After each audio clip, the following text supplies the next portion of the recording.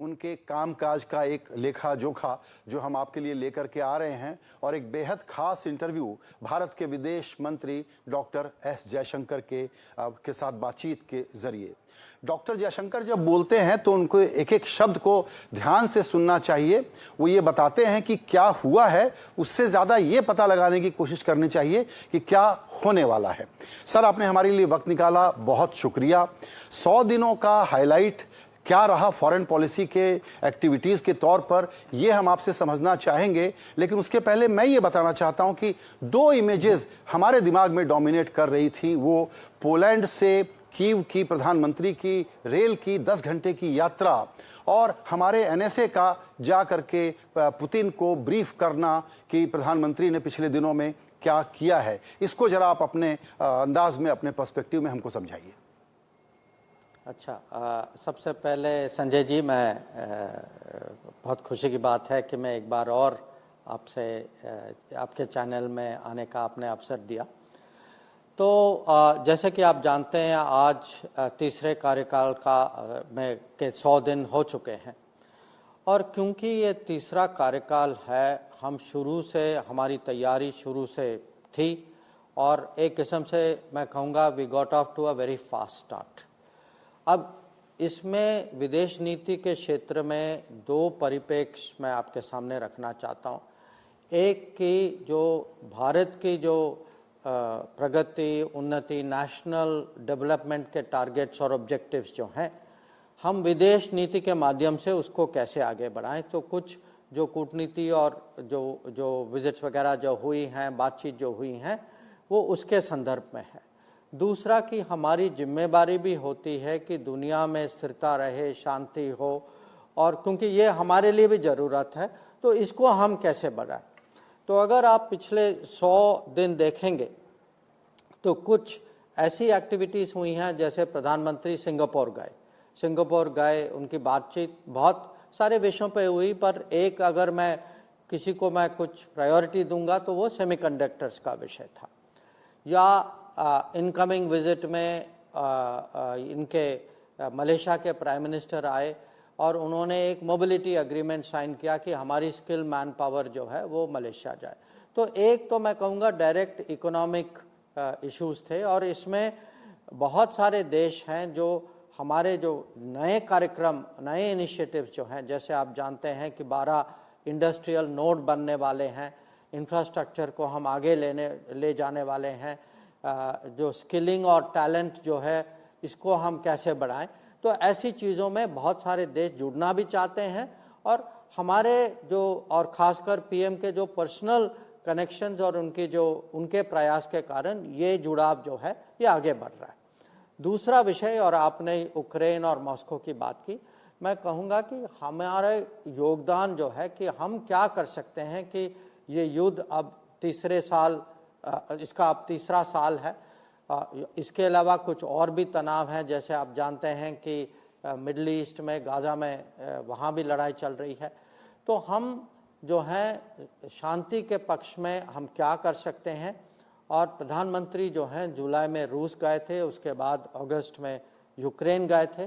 तो इसमें जो है और हमारी इसमें बाकी देशों के साथ भी बातचीत हो रही है, G7 के सदस्य जो हैं उनके साथ भी हो रही है, तो उसको हम कैसे आगे ले जाएं। तो मोटा मोटा मैं कहूँगा ये 2 बड़े विषय हैं पिछले 100 दिन में। बिल्कुल।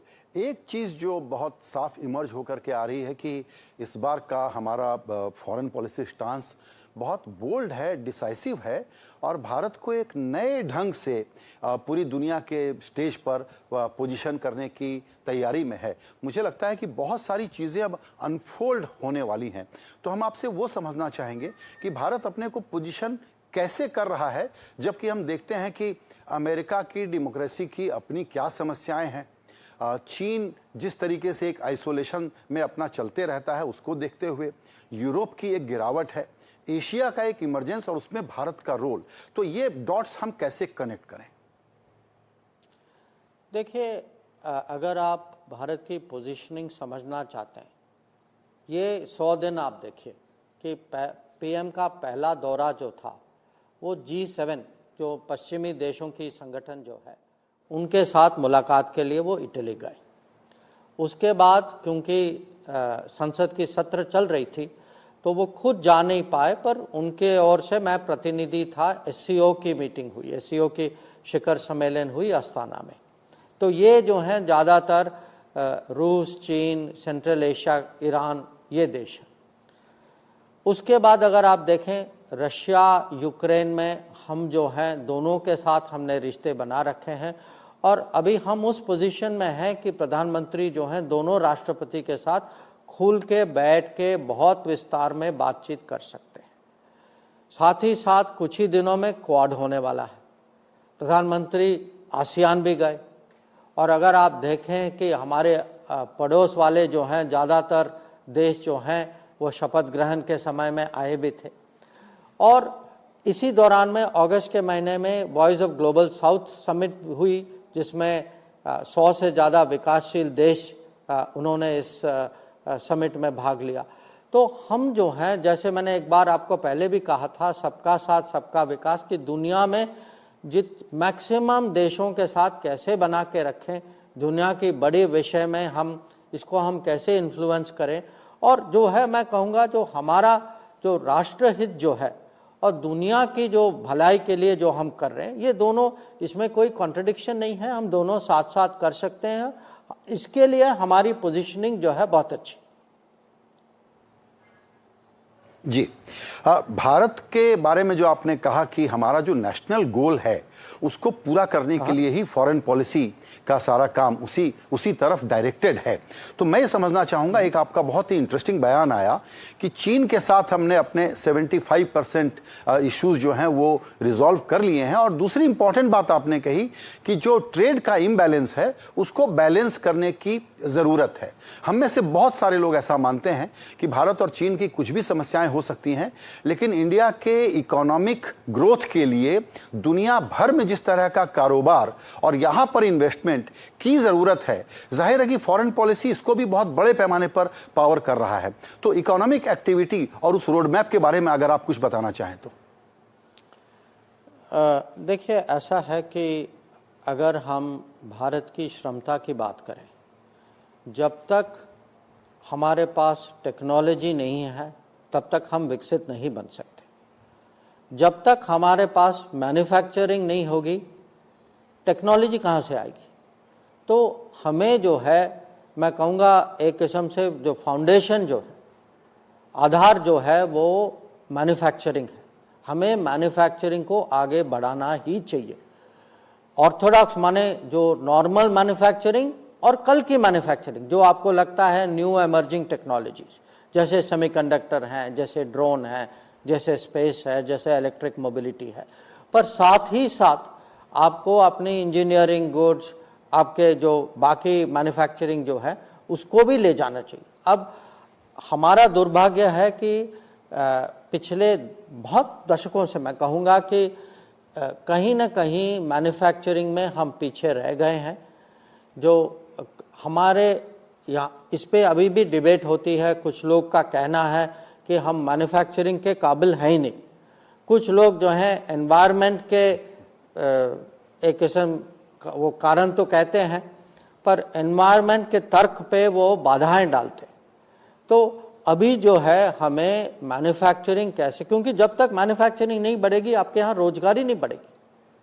तो मैन्युफैक्चरिंग बढ़ाने के लिए आज जो है मोदी सरकार ने प्राथमिकता दी है कि ये 12 इंडस्ट्रियल नोड्स पूरे देश भर में बने, और साथ ही साथ इसके लिए जो स्किल्स की ज़रूरत जो है, जो आपने देखा होगा कि जो फॉर्मल बजट, जो फुल ईयर की बजट जो थी, उसमें भी प्राथमिकता स्किलिंग के लिए दी थी कि इंडस्ट्रियल नोड्स भी आगे बढ़े, साथ उसकी इंफ्रास्ट्रक्चर आगे बढ़े, ताकि गुड्स, रॉ मटेरियल आए, फिनिश गुड्स निकले, और जो ह्यूमन रिसोर्स की तैयारी जो है उसको कैसे आगे बढ़े। और मैं ये कह सकता हूँ आपको, मैं अभी मैं जर्मनी और स्विट्ज़रलैंड से आया हूँ, कि दुनिया में अभी जो है भारत के बारे में बहुत उत्साह है। दुनिया की कंपनी जो है आजकल भारत को बहुत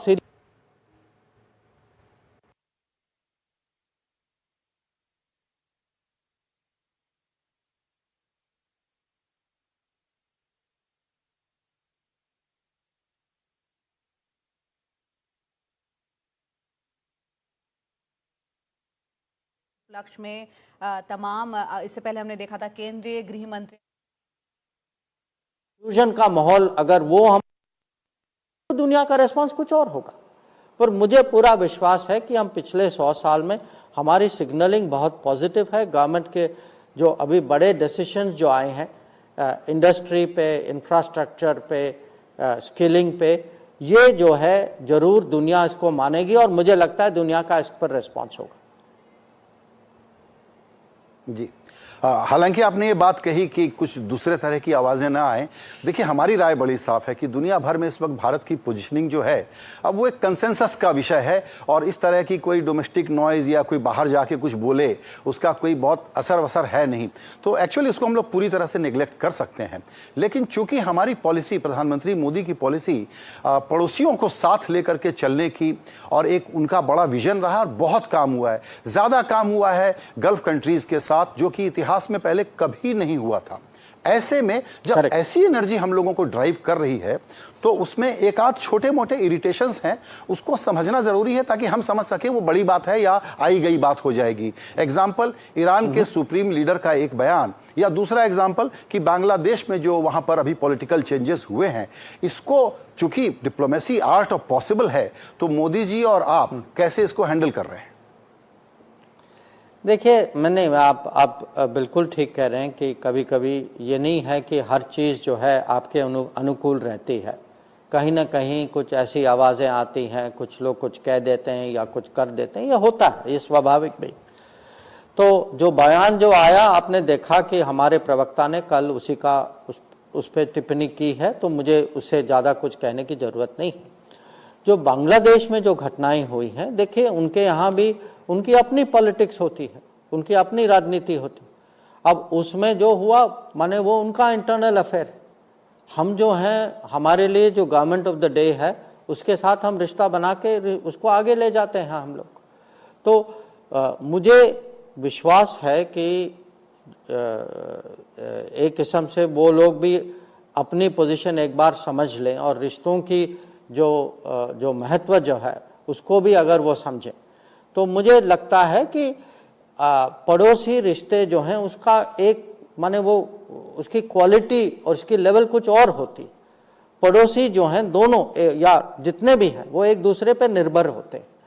तो मुझे पूरा विश्वास है कि इसमें जैसे बाकी जो हमारे पड़ोसी जो हैं, जहाँ भी पहले कुछ राजनीतिक घटनाएं हुई थी और आपने देखा उसके बाद सेटल हो गया था, तो ये जो है वहाँ बांग्लादेश में उनके यहाँ जो इंटरनली होगा वो उस पर हमें टिप्पणी करना ठीक नहीं होगा।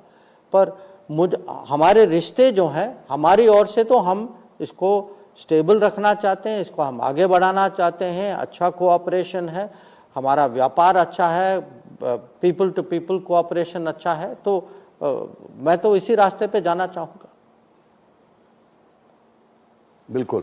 सर, आपने हमको 15 मिनट दिया है, तो मैं आपसे एक आखिरी सवाल पूछना चाहूँगा और वो है फॉरवर्ड लुकिंग, क्योंकि अब आगे का एजेंडा भी फॉरेन पॉलिसी का बहुत एक्शन पैक्ड है और एक जो बड़ा माइलस्टोन होगा वो होगा न्यूयॉर्क जाना और यूएन जनरल असेंबली, और उसके अलावा साइडलाइंस में बहुत सारी मुलाकातें। तो वो कौन कौन से एक्शन और एजेंडा हैं जिन पर हमको नज़र रखनी चाहिए कि आने वाले दिनों में ग्लोबल स्टेज पर भारत क्या कर रहा होगा? देखिए, अभी तो मैं कहूँगा कि आने वाले दिनों में दो बड़े घटनाएं हैं। एक तो वो समिट ऑफ द फ्यूचर है। समिट ऑफ द फ्यूचर, क्योंकि जो आप जानते हैं ये सस्टेनेबल डेवलपमेंट गोल्स जो खासकर जो विकासशील देश जो हैं उनकी तरक्की की एक किस्म से ये असेसमेंट है। उनको टारगेट्स दिया गया था कि आप 2030 तक आप ये टारगेट्स आप वहाँ तक पहुँचेंगे। अब कोविड के कारण और कुछ और भी कारण हैं, उसके कारण आप सब लोग जो हैं ये टारगेट्स से काफ़ी पीछे हैं। ये चिंताजनक विषय। अब उसकी तैयारी जो है, हमने देखा था कि जब अगस्त में हमारे प्रधानमंत्री ने ये वॉइस ऑफ ग्लोबल समिट, ये तीसरा वॉइस ऑफ ग्लोबल समिट था, तो उसकी जब बैठक उन्होंने बुलाई थी, तो जो विकासशील देश जो हैं उनके एक किस्म से मैं कहूँगा उनके जो कंसर्न्स हैं उसका निचोड़ उन्होंने निकाला था। और मुझे लगता है कि हम समिट ऑफ द फ्यूचर में जो प्रधानमंत्री जो बोलेंगे वो दुनिया बहुत ध्यान से सुनेगी। दूसरा जो है वो क्वाड की बैठक है। ये आप जानते हैं कि राष्ट्रपति बाइडेन का आखिरी क्वाड होगा। जापान के प्रधानमंत्री भी आगे उनका भी कार्यकाल अब अंत में आ गया है। तो ये जो है पिछले कुछ सालों में क्वाड में काफ़ी प्रगति हुई है। तो हम चाहेंगे कि इस मीटिंग में कुछ और भी आगे कदम आए। तो मैं ज़रूर आपको इससे ज़्यादा डिटेल में इस समय तो बता नहीं पाऊँगा, पर मैं अगर आप कह रहे हैं कि फॉरवर्ड प्रेडिक्शन अगर आप करें कुछ आगे वाले आने दिनों के लिए, मैं कहूँगा इन दोनों को आप ज़रूर फॉलो करें।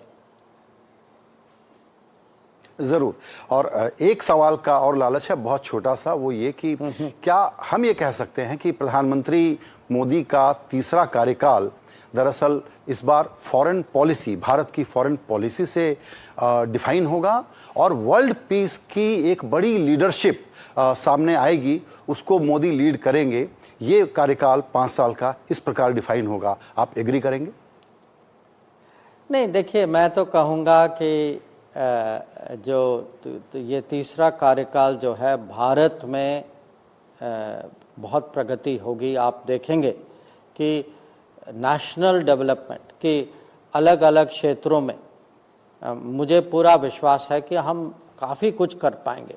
कि अगर हम पिछले 10 साल में इतना इंफ्रास्ट्रक्चर, इतने एजुकेशनल इंस्टीट्यूशंस हमने खड़े कर रखे हैं, आप कुछ भी आंकड़े देखें, एयरपोर्ट्स के देखें, रेलवे के देखें, रोड्स की देखें, तो ये सब इसको हम एक किस्म से अगले 5 साल में डबल कर पाएंगे। तो मेरे मन में तो है कि हर देश जो है, हर कार्यकाल जो है, वो अल्टीमेटली जो आपने कहा कि आप डिफाइन इसको कैसे करेंगे, मैं तो कहूँगा कि ये हम नेशनल डेवलपमेंट के माध्यम से डिफाइन करेंगे। परंतु मैं ये भी कहूँगा कि क्योंकि अभी जो है दुनिया में मोदी जी जो हैं खासकर डेमोक्रेटिक वर्ल्ड में एक किस्म से सबसे सीनियर या सबसे सीनियर में से एक हैं लीडर्स, और उनकी जो है लोग कदर करते हैं, उनकी सोच जो है उस पे लोग बल देते हैं। तो आज जो दुनिया जो है ये युद्ध और संघर्ष और तनाव से जो गूंज रही है, मुझे लगता है कि इसमें भारत को और खासकर प्रधानमंत्री को व्यक्तिगत रूप में उनका एक योगदान हो सकता है। और आप इसका एक किस्म से पहले 100 डेज में आपको थोड़ा बहुत इसमें दिखाई दे रहा है। बिल्कुल, 100 दिनों में हमको झलक मिली है कि 5 सालों में कितना एक्शन पैक्ड एजेंडा रहने वाला है, घरेलू नीति के फ्रंट पे भी और विदेश नीति के फ्रंट पर भी।